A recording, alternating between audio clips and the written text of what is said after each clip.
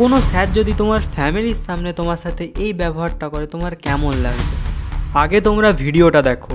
সায়ন পালের যে অঙ্কন, সেই অঙ্কনটা অন্য অঙ্কনের থেকে একটু অন্য ধরনের। মানে আমরা সবাই দেখি যে কোনো অঙ্কন তুলি দিয়ে করা হয় বা মোম রং ব্যবহার করা হয়, জল রং ব্যবহার করা হয়।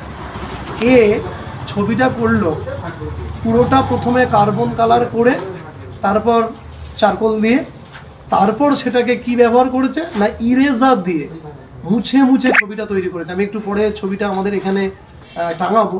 যে আমার যদি 7-8 বছরের অঙ্কন প্রতিযোগিতার জার্নি আমার ছেলেকে নিয়ে করে থাকি, আর যদি 500-600 কম্পিটিশান ফেস করে থাকি, আমি এই রকম ছবি আমি অন্তত দেখিনি বলতে। এবং যারা জাজমেন্ট করতে এসেছিলেন, অনারেবল জাজ, প্রত্যেকে বলেছেন যে এই ধরনের ছবি সত্যি খুব রেয়ার। আপনারা সায়ন পাল, ওর ফেসবুকে আইডি আছে, ওর পেজও আছে, আপনারা সার্চ করবেন ওর আঁকা দেখবার জন্য।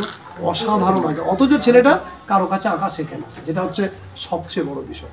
তো সায়ন আসতে পারেনি, ও ঘাটাল থেকে এসেছিল, ওর মাসি বাড়ি থেকে এসেছে ছবি এই পুরস্কারটা নিতে। তো গাইজ, আমি গিয়েছিলাম ঘাটাল থেকে কোলাঘাট কম্পিটিশন খেলার জন্য। যারা এখনো ভ্লগটা দেখোনি, নিচে ওয়াচে ক্লিক করো।